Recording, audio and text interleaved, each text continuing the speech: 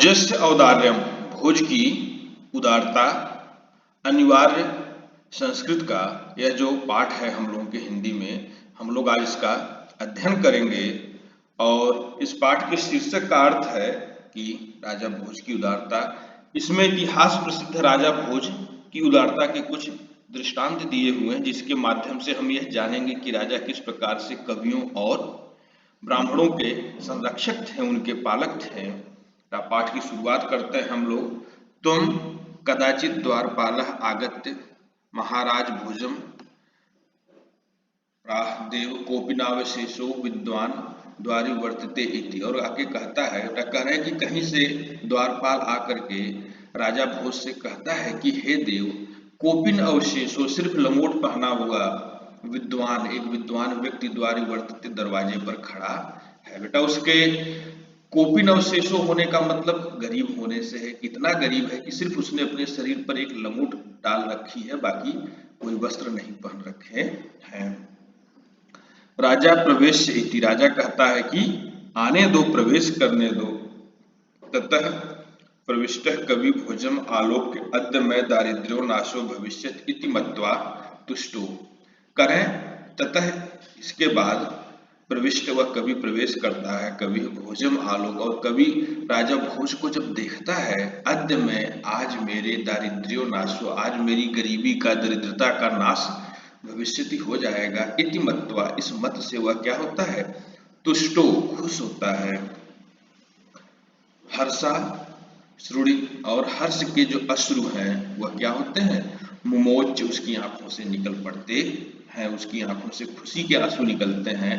राजा तुम आलोक्य प्राह कवे किम रोदसी इति, राजा उसे देख करके कहता है कि हे कवि, क्यों रोते हो बेटा। कवि की आंखों में हर्ष के आंसू हैं, लेकिन राजा को लगता है कि नहीं, मेरे दरबार में एक व्यक्ति रो रहा है, ये कैसे संभव है।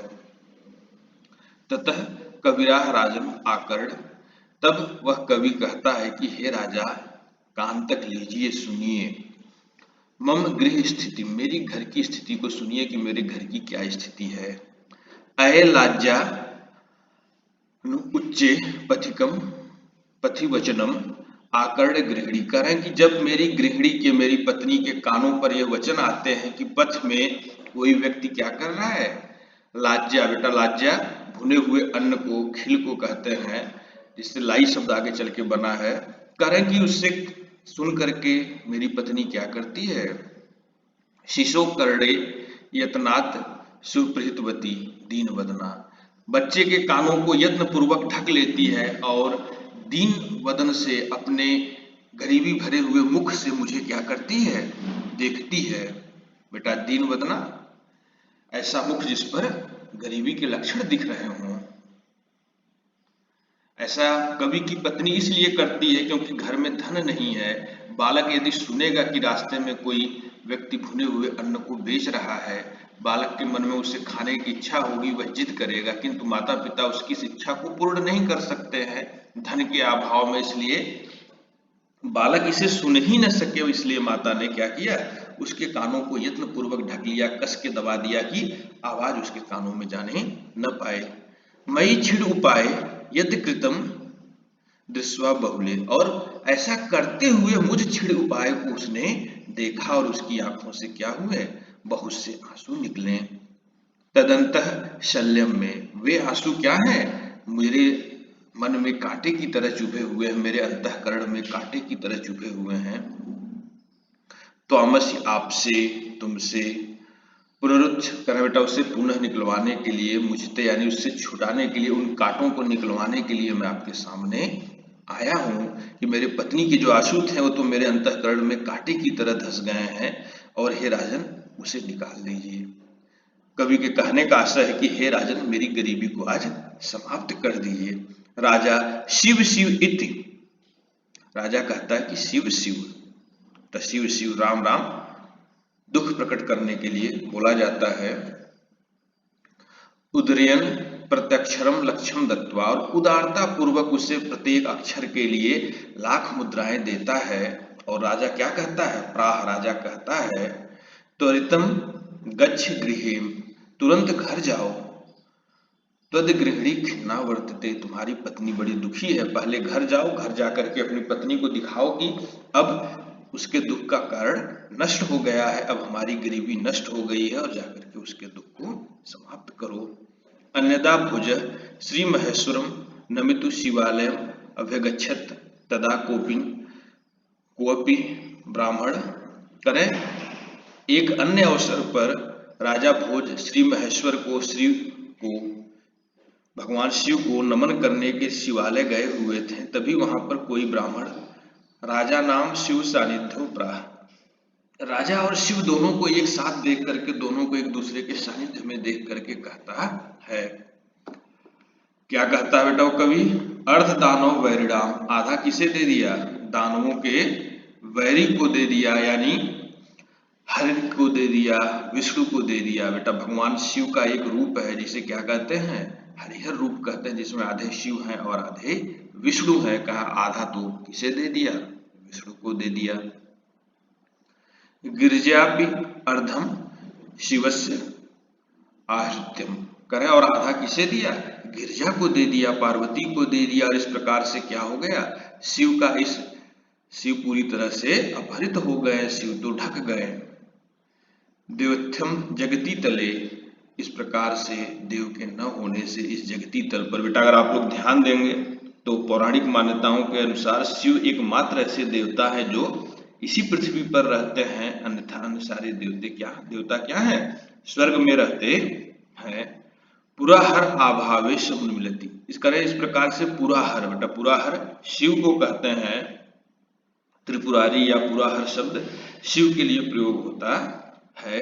करें कि इस प्रकार से क्या हो गया? शिव के जितनी चीजें थी सभी क्या हो गई? सम्मिलित हो गई। एक बार फिर से इसी पंक्ति को देखते हैं। अर्ध दानव वैरिणाम, आधा दानवों के वैरी विष्णु को प्राप्त हुआ और आधा किसे प्राप्त हो गया? गिरिजापि अर्धम शिवस्य आहृतम, करें और आधा गिरिजा पार्वती को मिल जाने के कारण, शिव पार्वती और शिव का जो अर्धनारीश्वर रूप है उसमें आधा पार्वती को मिल जाने के कारण क्या हुआ? शिव पूरी तरह से अपहृत हो गए, ढक गए। देवत्यम जगती तले पुराहर आभावे सम्मिलित, और इस जगती तल पर भगवान शिव के अभाव के कारण उनकी सारी चीजें क्या हो गई? इधर उधर चली गई, एक दूसरे को मिल गई। किसे किसे क्या मिला? आगे कवि बता रहा है। गंगा सागरम, गंगा सागर को प्राप्त कर गई। अंबरम शशिकला, आकाश में चंद्रमा चला गया। शिव के सिर पर जो गंगा थी वो सागर को प्राप्त हुई। शिव के सिर पर जो चंद्रमा था, जो शशिकला था, वह आकाश को प्राप्त हुआ।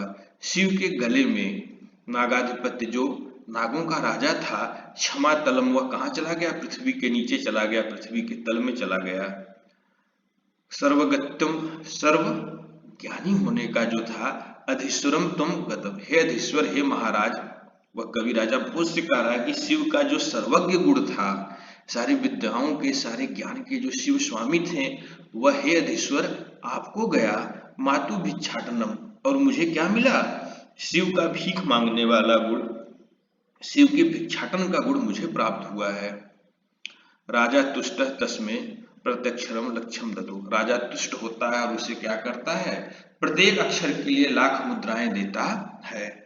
अन्यदा राजा सम उपस्थितम सीताम प्राह, सीता, राजा भोज के दरबार में एक कवयित्री है जिनका नाम सीता है। एक अन्य अवसर पर प्रातः काल के समय राजा भोज कवयित्री सीता से कहते हैं कि देवी, हे देवी, प्रातम वर्णयम इति, प्रातः काल का वर्णन कीजिए। सीताम प्राह, और सीता वर्णन करते हुए कहती हैं कि प्रातः काल ऐसा लगता है।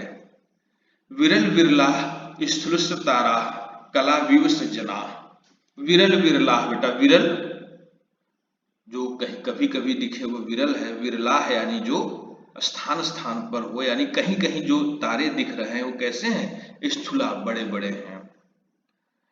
कला विव सज्जना, ऐसा इनको देख करके लग रहा है कि जैसे कलयुग के सज्जन हो।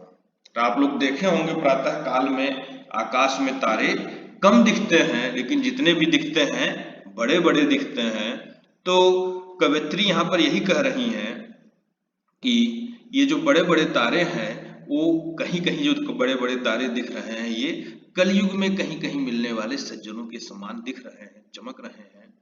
मन इव मुने सर्वत्र प्रसन्नम भूनभः, और मुनियों के मन के समान सर्वत्र भूमि और नभ पर प्रसन्नता दिखाई दे रही है।